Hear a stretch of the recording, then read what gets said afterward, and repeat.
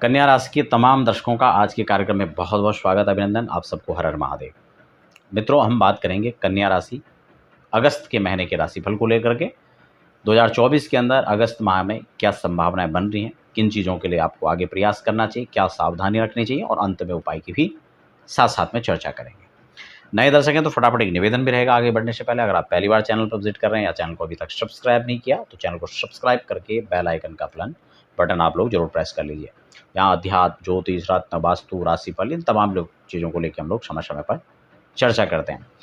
कन्या राशि की स्थिति को अगर हम देखें तो इस समय क्या यहाँ पर स्थिति बनी हुई है। सबसे पहले आपका लगन के अंदर इस समय केतु विराजित हैं, सप्तम भाव के अंदर राहु, जबकि द्वादश में बुध शुक्र का संयोग रहेगा। सूर्य आपके फिलहाल एकादश में है, शनि आपके षष्ठम भाव में विचरण कर रहे हैं। ये तो आपका हॉरोस्कोप तैयार हो गया मंथली। इसके अलावा आप एक चीज़ और देख लीजिए, जो ग्रह फिलहाल ट्रांजिट करने हैं, जैसे कि सूर्य आपका अभी 11th हाउस के अंदर है, 16 तारीख को परिवर्तन होकर के ये आधा महीने के बाद ये द्वादश में पहुंच जाएंगे। तो ये यहाँ पर बहुत अच्छी स्थिति नहीं है। इसका क्या फलाफल रहेगा उसको हम समझने का पूरा प्रयास करेंगे।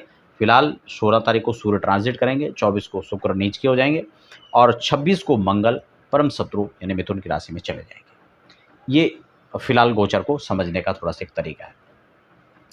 देखिए, कन्या राशि के लिए घर गृहस्थी का जो विचार है वो काफ़ी अच्छा यहाँ पर फिलहाल नज़र आ रहा है, लेकिन सप्तम में राहु और लगन में केतु होने से कहीं ना कहीं दिग्भ्रमण की समस्या बनी रहेगी। अंडरस्टैंडिंग आपस में दाम्पत्य जीवन में थोड़ा सा खलल उत्पन्न कर सकती है। जहाँ पर भी पार्टनरशिप है, चाहे वो आपके मैत्री से संबंधित स्थापित मान लीजिए, कार्य क्षेत्र में मान लीजिए, वैवाहिक जीवन की पार्टनरशिपता मान लीजिए, उनके अंदर कहीं ना कहीं यहाँ पर मिसअंडरस्टैंडिंग हो सकती है। इसलिए इस बात का आपको खास कर ध्यान रखना है। और सूर्य 16 तारीख के बाद जब द्वादश में चले जाएंगे, क्योंकि वैसे तो शुक्र यहाँ से आकर के नीच के हो जाएंगे आपके लगन भाव में, तो ये भी आपके स्वास्थ्य की दृष्टि से देखा जाए या दाम्पत्य सुख की दृष्टि से देखा जाए, ये वहाँ पर थोड़ा सा उसमें कमी ला सकता है। सूर्य का द्वादश जाना ये आपके मतभेद उत्पन्न कर सकता है और कहीं ना कहीं कोई लांछन लगाने का कार्य आप पर कर सकता है। इस चीज़ से आपको थोड़ा सजग और सावधान रहना है। खर्चों में वृद्धि होने वाली, इसमें कोई शक नहीं है, लेकिन खर्चों को अगर आप सोच करके करें तो आप वेस्ट ना करके आप इन्वेस्ट कर सकते हैं और वो आपके लिए लाभप्रद हो सकता है। भाग्य शुक्र की स्थिति देखिए तो ये नीच होने वाले हैं 26 तारीख से 24 तारीख से, जैसे मैंने आपको बता दिया। तो कहीं ना कहीं जो लक है, जो आपका एक अच्छी तरह से साथ दे रहा था, उसमें कहीं ना कहीं विघ्न बाधाएं आ सकती हैं। ठीक है, मैं उपाय भी आपको जाते जाते बताऊंगा। थोड़ा इस स्थिति को हम लोग समझ लेते हैं। फिलहाल जो शिक्षार्थी वर्ग है, जो पढ़ लिख रहे हैं उनके लिए शनि आपके पंचमी से होकर के षष्ठम भाव में, हालांकि अपनी राशि के हैं, तो उनके लिए कहीं ना कहीं थोड़ा सा मन से उच्चाटन की स्थिति तो रहेगी, लेकिन सामान्य तौर पर यह सामान्य रहेगा। कोई बहुत ज़्यादा खराब या बहुत ज़्यादा अच्छा यहाँ पर फिलहाल नहीं दिख रहा है कन्या राशि के जातकों के लिए। यहाँ पर एक चीज़ और भी हमें समझना होगा। कई बार हम लोग सोचते हैं कन्या राशि यानी इतने हजारों लाखों लोगों की कन्या राशि है, क्या सब पर सेम प्रभाव इसका होगा? नहीं, वो क्यों नहीं होगा उसको भी हम समझ लेते हैं, क्योंकि आपकी कुंडली के अंदर कौन से ग्रह किस रूप में बैठे हुए हैं इसको भी समझना आवश्यक होता है।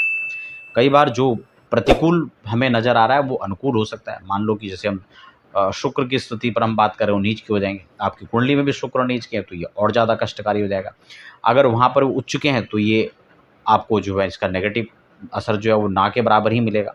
तो इन चीज़ों पर भी यह गणना, इसका फलादेश मायने रखता है। कई बार हमें लगता है नहीं यार, ये हमारी राशि पर तो ये है ही नहीं, हमारे ऐसा हमें बताया था।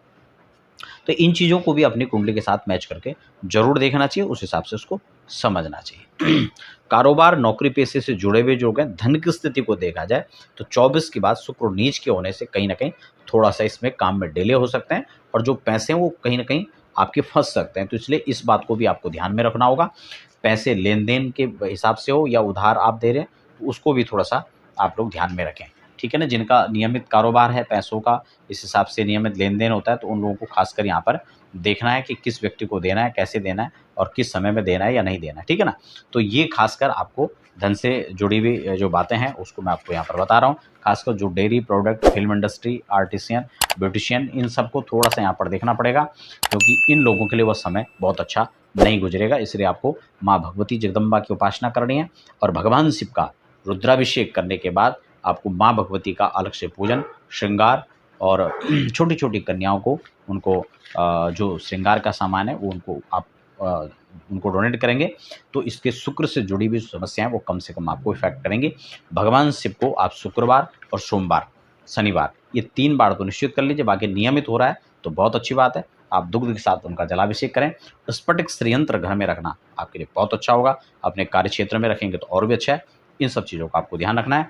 मिलते हैं फिर अगले कार्यक्रम के साथ, तब तक के लिए हम सबको दीजिए इजाज़त। हर हर महादेव।